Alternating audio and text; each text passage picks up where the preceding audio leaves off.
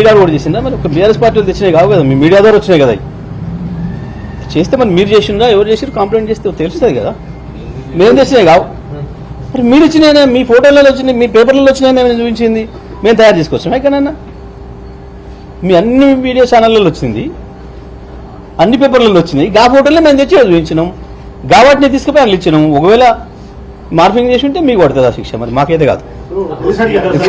Morphing Khairatabad MLA దానా నాగేందర్ స్పష్టంగా Secunderabad parliament అభ్యర్థిగా కాంగ్రెస్ పార్టీ బీఫామ్ చేశారు. ఇంకా ఇంతకంటే ఎక్కువ ఏం నిదర్శనం ఏమి? ఇప్పుడు ముంచట అడిగాల్సింది స్పీకర్ గారిని, చెప్పాల్సింది స్పీకర్ గారు. దీనికి సమాధానం ఇంత స్పష్టంగా కనబడుతుందని మీరు కూడా అంటున్నారు, ప్రజలకు కూడా తెలుసు. ఆయన ఆ బీఫామ్ మీద పోటీ చేస్తే కొంతమంది ఓట్లు కూడా పడ్డాయి. కాంగ్రెస్ పార్టీ ప్రజలు, కాంగ్రెస్ పార్టీని ఇష్టపడ్డ ఓట్లు కూడా వేసిండ్రు. ఇదంతా జరిగింది. ఇప్పుడు మీరు కూడా విలేకరులుగా కాకుండా సాధారణ తెలంగాణ పౌరులుగా, చట్టాన్ని గౌరవించే పౌరులుగా మీకు కూడా అర్థమవుతుంది. మీరే నవ్వుతున్నారు. వాళ్ళు ఇచ్చిన సమాధానాలు మేము చెప్తుంటే విని మీరే నవ్వుతున్నారు.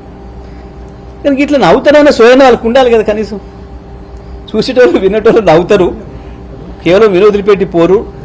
ఎందుకు నవ్వుల పావులు కావాలన్న సోయన్ ఉండాలి కదా వాళ్ళకి. బహుశా స్పీకర్ గారికి కూడా ఇంత చిన్న విషయం అర్థమవుతుందని సరైన నిర్ణయం తీసుకుంటారని మేము భావిస్తున్నాం. ఇప్పుడు మీరు స్పీకర్ గారికి 10 మంది మీద ఫిర్యాదు చేశారు, మీకు ఎంతమంది సమాధానాలు వచ్చాయి, మీరు ఎంతమంది సమస్యలు జాయింట్? 8 మందికి సంబంధించి సమాధానాలు వచ్చినాయని చెప్పి మాకు వారు పంపినరు. ఈ రోజుకు మా ఎమ్మెల్యే, మా కోరుట్ల ఎమ్మెల్యే సంజయ్ గారు లేరు కాబట్టి వారు ఇవ్వాల్సిన దానికి సంబంధించి వారు వ్యక్తిగతంగా వారే ఇవ్వాలని ఇచ్చిండ్రు కాబట్టి ఇద్దరికి సంబంధించింది ఇవ్వలేకపోయినాము. 6 సంబంధించినవి మేము ఇప్పుడు ఇచ్చేసి వచ్చినాం.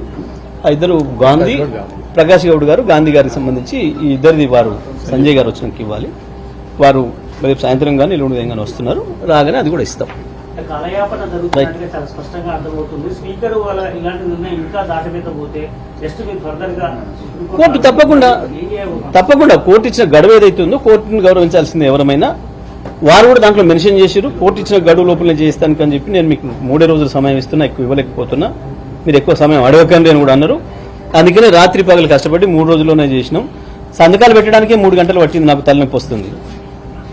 3 గంటలు కాన్సన్ట్రేషన్ చేసి సంతకాలు పెట్టేటప్పటికి పిటిషన్ల మీద నాకు తలనొప్పి కూడా వస్తూ ఉంది. మధ్యాహ్నం నుంచి సంతకాలు పెట్టడం పొద్దున మొదలు పెడితే ఇప్పుడు దాకా అయింది. సంతకాలకి అంత సమయం పట్టింది. ఈ మెటీరియల్ అనేది తెచ్చిపెట్టడానికి ఎంత సమయం పట్టాలి? 3 రోజులు రాత్రి పగలు మా అడ్వకేట్స్ మేము పనిచేసాం కాబట్టి ఇది సాధ్యమైంది. అయినా మేము ఓపికనే ఇచ్చినాం. మాకు గడువు తక్కువ ఇచ్చిండు, మాకు ఇయ్యాలని మేమేం అడగలేదు. అవన్నీ కూడా వారికి వదిలిస్తున్నాం.